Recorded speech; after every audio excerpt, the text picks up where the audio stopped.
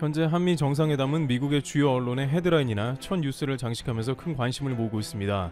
물론 정상회담은 국가 간에 있는 주요 행사이기 때문에 중요한 의미를 갖는다고 할 수 있습니다만, 유독 이번 한미 정상회담은 기존과는 다른 분위기로 흘러가고 있으며 다양한 의견이 제기되고 있습니다. 특히 이러한 미국 내에서 한국의 위상 변화를 감지한 미국 주요 매체는 이에 대한 심층 분석을 내놓고 있으며, 일부 미국 매체는 미국 외교의 중심이 일본에서 한국으로 옮겨가야 한다는 주장까지 과감하게 펼치고 있습니다. 현재 한미 정상회담에서 어떤 일이 계속 벌어지고 있으며 무슨 반응이 나오는지 살펴보도록 하겠습니다. 첫 번째, 주변국의 이례적인 알레르기 반응. 이번 한미 정상회담에서 주목되는 것은 주변국이 유독 질색하는 반응을 보이고 있다는 점입니다. 특히 일본과 중국에서 이렇게 동시에 한미 정상회담을 놓고 기사를 내면서 열변을 토하는 적은 없었는데요. 일본 복수의 매체는 느닷없이 한국의 문재인 대통령이 호텔에서 잠을 자는 수모를 겪었다고 보도하고 있습니다. 본래는 영빈관에서 잠을 자야 하며 이는 미국에서 국가 정상이 왔을 때 내어주는 곳이라고 소개합니다. 그러나 알고 보니 영빈관인 블레하우스는 현재 내부 인테리어 작업 및 노후시설 설비 교체 중인 상황으로 내년 초나 되어야 재오픈되는 것으로 알려졌습니다. 그럼 트럼프 행정부 당시 방미 때는 어땠냐고 하면, 한국 정상인 문 대통령은 당시 영빈관에서 한국 정상 최초로 3박을 하는 파격 대우를 받은 바 있습니다. 물론 일본 언론에서 해당 기사는 안 나간 것으로 보입니다. 하지만 일본은 더욱더 한국과 비교되고 있습니다. 왜냐하면 이번에 한미 정상회담은 마스크를 벗은 최초의 회담이 되었기 때문입니다. 바이든 대통령이 스가 총리와 만나는 내내 마스크를 두 겹으로 착용했던 거와는 차원이 다릅니다. 문재인 대통령은 이에 대해 마스크를 벗은 첫 회담이라 기쁘다고 이야기했으며, 바이든 대통령은 동질감을 느낀다고 화답했습니다. 그러면서 그 다음에 양 정상이 오찬을 즐겼는데요. 스가 총리가 그렇게 바람하지 않았던 오찬인데 양 정상은 햄버거 아닌 크랩 케이크를 먹었습니다. 미국은 이에 대해 한국 정상의 식성을 파악해 해물을 좋아한다는 것으로 알고 준비했다고 했으며, 양 국가 정상은 약 37분간의 대화를 이어갔습니다. 스가 총리보다 거의 2배에 해당하는 시간인데요. 바이든 대통령은 이에 대해 계속 시간이 추가되었다고 보고받았으나 대화 내용이 유익해 시간을 늘렸다라면서 스케줄도 무시한 타격 행보를 보였으며, 일본보다 회담 시간이 2배가 더 걸린 이유를 간접적으로 설명했습니다. 바이든 대통령은 이 장면을 트윗으로 올리면서 다음과 같은 이야기를 하며 방점을 찍었습니다. 그는 대한민국 문 대통령을 초대해 영광이며, 우리 양국 동맹은 어느 때보다 강하며 동북아시아와 인도태평양 세계를 이루는 안보와 번영의 핵심이라며 HE, His Excellency라는 극존칭을 붙이기도 했습니다. 일본 외무성은 스가 총리의 조바심 가운데 생전 처음 보는 바이든 형에게 이름만 부르는 억지를 추진했던 반면에, 바이든 대통령은 조심스럽게 한국의 국가 정상을 높여주는 품격 있는 호칭을 쓰는 것이 더 자연스러워 보이는 것이죠. 한편 이번 회담에는 이례적으로 중국도 한미 정상회담에 적지 않게 배합하면서도 막말을 하고 있습니다. 중국에서는 한미 정상회담 관련해 대만 이야기를 하면 독약을 마시는 것과 다름이 없다라고 했으며, 중국 관영 황구시보에서는 이번 한미 정상회담은 미국이 한국을 덫으로 끌어들이는 일이라고 했습니다. 또한 과거 사드 보복을 했던 중국은 이처럼 미중 관계에 있어서 한국을 협박하는 태도를 반복하고 있습니다. 하지만 양국은 혈맹입니다. 양국 대통령은 6.25 참전용사인 퍼켓 대령의 훈장과 함께 가족사진을 촬영하면서 모두 대통령 신분이면서 겸손하게 무릎을 꿇고서 한국전 참전용사를 높여주는 모습을 보였습니다. 한미 관계는 혈맹이고 중국은 한반도를 침공한 역사적 원수로 여겨지는 상대이기 때문에 중국이 한미 정상회담에 대해 왈가왈부하는 것은 애초에 바람직한 모습으로 보이지 않습니다. 두 번째, 바이든 한국 국군장병 55만 백신 지원하겠다. 현재 CNN 메인 일면에 난 기사는 바이든 대통령이 한국의 군인들에게 백신을 제공하겠다고 한 점입니다. 미국이 한국군 55만 명의 코로나19 백신을 직접 지원하기로 한 것입니다. 문재인 대통령은 조 바이든 미국 대통령과의 정상회담 후 가진 공동 기자회견에서 바이든 대통령이 한미 동맹 차원에서 약속한 것이라며 이같이 밝혔습니다. 이에 대해 바이든 대통령은 미국이 한국군과 자주 접촉하고 있는 만큼 양국 군대의 안전을 위해 이런 결정을 내린 것이라고 설명했고, 문 대통령은 한미 동맹의 역사를 보건 분야로까지 확대한 뜻깊은 조치라며 감사를 표했습니다. 또한 여기에 더해 한미 양국은 포괄적 백신 파트너십을 구축하기로 했습니다. 문 대통령은 미국이 가진 백신 개발 능력과 한국이 가진 바이오 의약품 생산 능력을 결합해 백신 생산을 촉진하고, 이를 통해 백신을 전 세계로 더 빠르게 공급하겠다는 것이라고 설명했습니다. 바이든 대통령도 미국의 주요 백신 생산업체와 한국의 첨단 기업 간 협력으로 백신 생산량을 늘리겠다고 강조했습니다. 특히 최근 중국이 백신 지재권을 푸는 동시에 중국 시노팜 백신을 대량으로 생산한 다음에 전 세계에 뿌려서 백신 패권을 달성하겠다고 밝힌 상황에 한미 간 협력은 매우 필수적으로 보입니다. 세 번째, 한국 잠수함 미사일 SLBM 본격 개발한다. 한국군의 미사일 개발에 있어 족쇄로 여겨졌던 한미 미사일 지침이 42년 만에 역사 속으로 사라지면서 미사일 사거리 제한 완전 해제로 미사일 주권을 온전히 회복하게 된 한국은 사거리에 구애받지 않는 중장거리 탄도미사일을 개발할 수 있는 길이 열렸습니다. 군사 정찰 위성을 수시로 쏘아 올릴 수 있는 우주 로켓 기술도 더욱 진전되는 계기가 될 것으로 보입니다. 한국은 당장 할 것이 너무 많아 다소 흥분 상태라고 전해지는데요. 미사일 사거리 제한 해제에 따라 이론적으로는 대륙간 탄도미사일 ICBM 개발도 가능합니다. 그러나 한국은 사거리 1,000에서 3,000km 중거리 미사일과 잠수함 발사 탄도미사일 SLBM 개발에 집중할 것이라는 전망이 현재로선 더 많은 상황입니다. 또한 군과 정부가 SLBM을 탑재한 핵 잠수함 개발을 검토하고 있는 것으로 알려져 이를 적극적으로 추진할 수 있는 조건도 갖추게 됩니다. 사거리 1,000km 탄도미사일은 제주도에서 북한 전역이 사정권에 들어오게 됩니다. 중국 베이징과 일본 도쿄 등이 사정권에 들어오며 사거리 2,000km 이상이면 중국 내륙까지 도달할 수 있습니다. 한국군은 이미 세계 최대급 탄두 중량을 자랑하는 괴물 미사일 현무4 개발에 성공한 만큼 이론상 탄두 중량을 줄이면 단시간 내에 사거리를 늘릴 수 있을 것이라는 분석이 나옵니다. 일각에서는 이번 미사일 사거리 제한 해제가 아태 지역에서 중국의 군사력 팽창을 견제하려는 미국의 의도가 반영된 것이라는 해석도 나옵니다. 이미 한국은 모든 기술력을 다 갖추고 있는 상황에 미국의 부담도 줄이고 한국은 국방력도 확대하는 양자 간의 더 없는 기회가 되었으며 이번 회담 가운데 전격 성사된 것으로 보입니다. 네 번째, 미 정치 매체 동북아 외교 한국 중심으로 옮겨야. 현재 일본 극우 언론 등은 한국이 미국에 40조 원이나 퍼주고 나서야 겨우 미사일 지침 해제를 얻었다면서 한국 기업은 레드팀 공산화된 정부에 의해 쫓겨나 미국의 둥지를 트게 된 신세라고 설명하고 있습니다. 그러나 이는 현재 국제 정세를 읽는 일본의 능력이 애초에 미달되고 있음을 보여주는 장면입니다. 미국의 정치 매체 포린폴리시는 한국은 미국의 주니어 파트너가 아니다라는 사설의 제목을 내면서 지금까지 미국은 한국을 일본의 주니어 정도로 여기며 동북아에서 평가 절하해 왔다고 설명하고 있습니다. 그러한 외교 방향은 미국의 실수인데 특히 최근 1년을 보면 한국의 첨단 기술과 방역 체계 등이 실질적으로 미국 국가 안보에 얼마나 도움이 되었으며 한국이 중요한 존재인지 모른다는 것입니다. 또한 북한과 경계를 맞닿고 동북아에서 지정학적으로 중요한 위치에 자리한 한국이 이제는 더 이상 일본 다음의 주니어 파트너가 아닌 동북아에서의 메이저 파트너로 자리매김해야 한다는 것입니다. 일본은 미국의 국채를 사줄 것이지만 이는 누구나 할 수 있고 한국은 미국의 국가 안보를 지켜줄 수 있다는 것입니다. 그러면서 해당 매체는 최근 한국의 대기업들이 미국에서 일자리를 만들고 첨단 기술을 이식하는 모습을 기술하며 바이든 대통령이 이번 문재인 대통령과의 정상회담에서 강력한 동맹임을 확인시켜주길 바란다고 주장합니다. 미국 백악관 관계자는 놀라운 말을 합니다. 지금 현재 미국에 들어올 수 있는 나라는 사실 없다는 것입니다.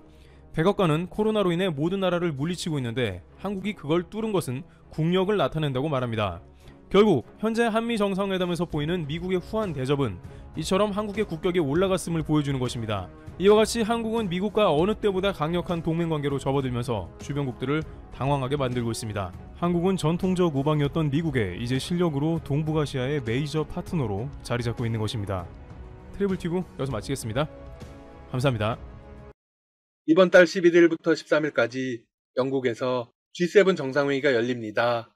G7은 세계 경제가 나아갈 방향에 관한 문제를 논의하기 위한 주요 7개국 모임입니다. 원래의 목적은 경제지만 최근 정치 및 외교 분야로 급선회하고 있습니다. 이번 정상회의에서는 중국에 대한 집중적인 논의가 이루어질 거라는 보도가 나오고 있습니다. 일본 언론의 보도에 따르면 거의 대부분의 시간을 중국 문제에 맞추려고 한다고 합니다. 이걸 보면 중국이 얼마나 공공의 적이 되었는지 알 수 있습니다. 냉전시대 당시에는 소련이 화제로 오른 적이 있습니다. 이후 30여 년이 지난 지금 중국이 다시 소련과 비슷한 위치에 서게 된 것입니다. G7 정상회의에서는 특정 국가를 다루더라도 긴급성이 높은 분쟁이나 사건에 관한 사례 위주로만 언급했습니다. 예를 들어 북한의 경우 미사일이나 핵 개발이 주요 의제였죠. 2014년 브뤼셀 G7 정상회의에서는 러시아를 두고 논의를 벌였으나 우크라이나 관련 정세로 한정했습니다. 하지만 이번 정상회의에서는 중국을 전방위로 압박할 것으로 보입니다. 최우선 과제는 안전보장과 인권입니다. 안전보장은 중국의 영토 확장 야욕을 막겠다는 것입니다. 남중국해와 동중국해의 패권 경쟁을 이어가겠다는 의미이기도 하죠. 현재 미국을 중심으로 한 서방 국가들과 중국은 군사적 대치 상황을 이어가고 있습니다. 중국 인근 바다에는 항공모함을 비롯한 수많은 군함들이 대기하고 있습니다.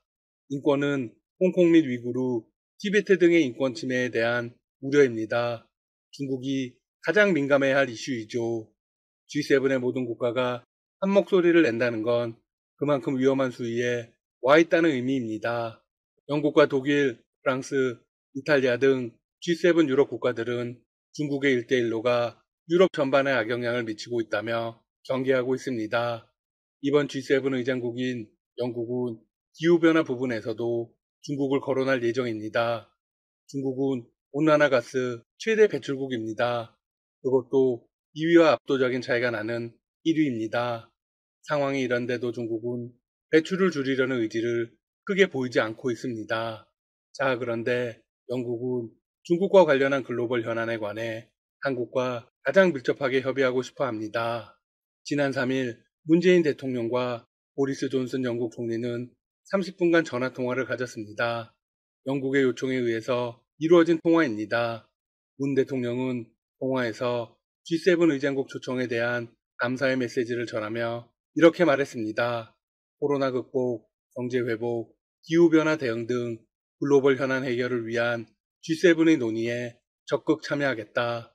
영국이 한국을 얼마나 특별하게 여기는지는 여러 가지 정황에서 드러납니다. 우선 이번 회의에 공식적으로 초청한 것만 보아도 알 수 있습니다. 영국은 G7 의장국으로 한국, 호주, 인도, 남아프리카 공화국을 초청했습니다. 또한 한국의 항공모함 건조 사업을 적극적으로 지지하며 함께하고 싶다는 뜻을 밝히고 있습니다. 그런데 이와 별개로 이번 회의에서 한국의 입지가 엄청나게 중요한 것도 사실입니다. 미국을 포함한 서방 세력들은 이번 G7 회의에서 반도체 공급망 협의체를 구축할 것으로 전해졌습니다. 최근 자동차를 비롯한 일부 분야에서 반도체 공급 대란이 이어졌습니다. 미국은 원자재 공급망의 취약점을 점검한다는 명분으로 반도체 동맹을 맺으려고 합니다. 이는 선진국 위주로 반도체 공급망을 다시 짜기 위한 포석입니다.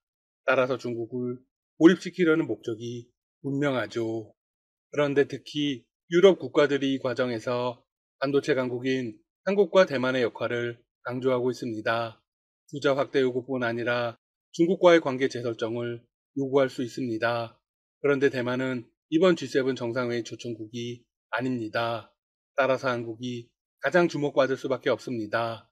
정부 관계자는 반도체뿐 아니라 히토류, 백신, 의료용품 등의 공급 취약 문제에 대해서도 의견을 나누게 될 것이라고 했습니다.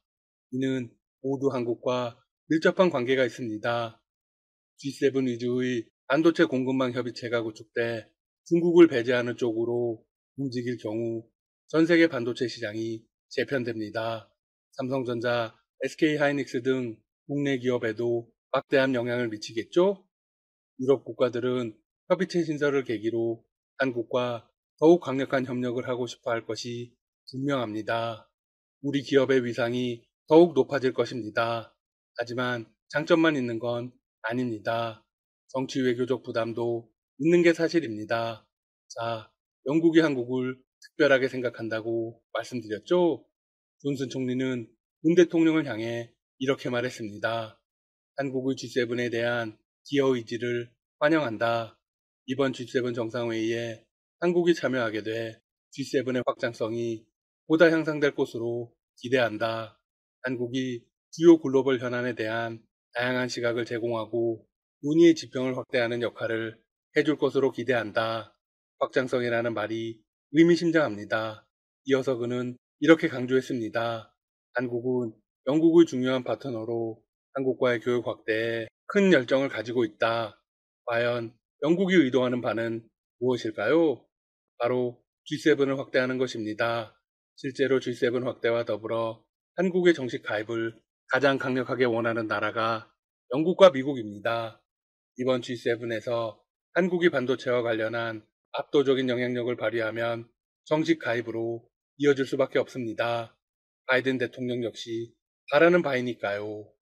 사실 이 논의는 트럼프 전 대통령 시절부터 있었습니다. 트럼프 전 대통령은 한국, 호주, 인도를 함께 가입시켜 D10으로 바꾸자고 했습니다. 아니면 남미 국가인 브라질까지 함께해서 D11으로 가자고 공식적으로 주장했죠. 바로 확대하지 못한 건 일본과 독일의 반대가 있었기 때문입니다. 하지만 지금은 상황이 변했습니다. 그때보다 중국의 영향력이 더 확대되고 있습니다. 또한 글로벌 경제는 더욱 긴밀한 협력이 필요한 시대로 접어들었습니다. 아마 이번 회의를 계기로 확대에 대한 논의에 불을 붙이게 될 것입니다. 한국의 G7 가입은 사실상 확정적이라고 볼 수 있습니다. 한편 이번 G7 정상회의에서는 한미일 정상회담이 개최될 가능성이 있다고 합니다. 이는 일본 언론들이 보도한 것입니다. 요미우리 신문은 일본 정부 관계자를 인용해 이 기간 미국 주도로 한미일 정상회의를 여는 방향을 조율 중이라고 보도했습니다. 한일 양국이 과거사 문제 등을 놓고 갈등하는 가운데 3자 회담이 실현되면 2017년 9월 이후 약 3년 9개월 만에 열리는 한미일 정상회의가 됩니다. 바이든 정부는 한미일 정상회의를 간절히 원합니다. 중국 견제를 위한 인도태평양 전략과 북한 핵 문제 해결을 위해서입니다. 이번 G7 회의에서 미국이 한일 갈등 해소를 위해 모종의 역할을 할 가능성이 있습니다. 사실 지난달 있었던 한미 정상회담 당시에도 미국은 스가 일본 총리를 합류시키려고 했습니다. 하지만 계획은 불발되었죠. 지금까지 닥터 시사TV였습니다. 여러분 시청해주셔서 감사합니다. 구독과 좋아요 부탁드립니다.